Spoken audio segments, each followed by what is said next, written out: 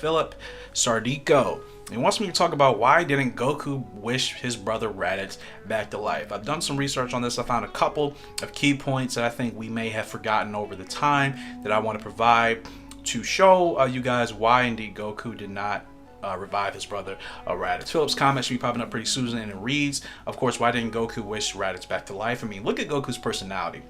He gives his enemies second chances, and Frieza's case third, a third chance to live and fight again someday. But Raditz is his brother. They are blood related, so why didn't he revive Raditz? Even though I think that if not Goku, why didn't Goten wish to meet his uncle, who he knows about? And maybe even Gohan also would have had the wish of meeting his uncle. Also, Bardock could have been wished back to life also by Goten, and maybe even King Vegeta, because of both of his boys' curiosity about their father.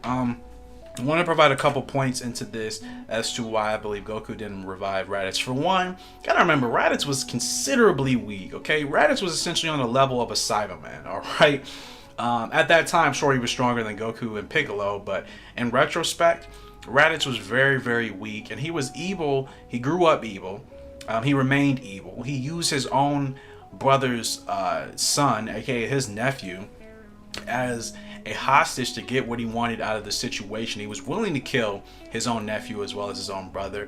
Raditz was kind of very far gone, okay? And it wasn't like he was an evil random person like Frieza, perhaps. This was his own brother that was doing this to him, and I think that whole sentiment of, you know, care and giving a second chance, remorse, was out the window because it was his brother. And Goku was really sick of the thought of the fact that him and Raditz were related, but of course he didn't even consider Raditz his own brother, because he's like, if you're my brother, you're doing this, you're no brother at all to me in any light. So also have to remember that you know, like I said, Goku of course would never wish back somebody, I think, that held his son at ransom and tried to kill his son back to life. Raditz of course showed his true colors, and he didn't give a shit about family. He didn't give a shit about what it meant to truly stay together as one. He was selfish, and he wanted to do things for himself.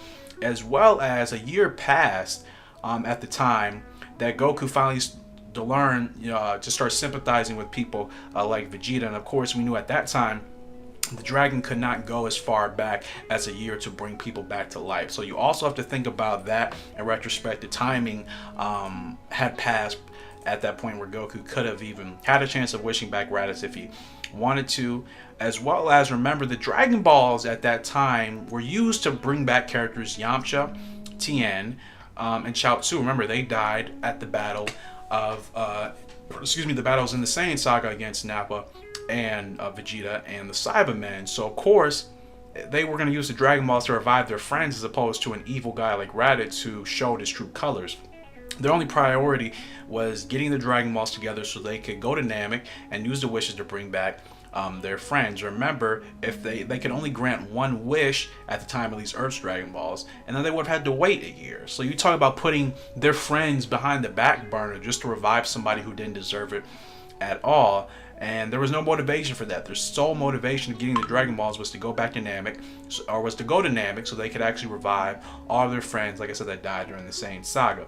And we know that they would not have put Raditz, somebody that showed no compassion, no real love and true care for his family at all, they wouldn't have taken any time to bring him back in any essence over their longtime friends that they've known, especially Goku has known since his early childhood. He sure as hell wouldn't have done that. So, I mean, though he has sympathized with people like Frieza, it's been different scenarios in different cases. And like I said, Raditz showed his colors. He exposed himself. And I think if anything, Goku was really pissed and just kind of disgusted with the fact that his own brother would do that to him, even more than somebody random like Frieza killing his friends. For whatever reason, I think Goku just really hated the idea of Raditz being the way he was and considering himself his brother. Goku didn't want anything to do with that, and I think that's of course another main cap-off reason as to why he didn't decide to wish his brother Raditz back to life. So.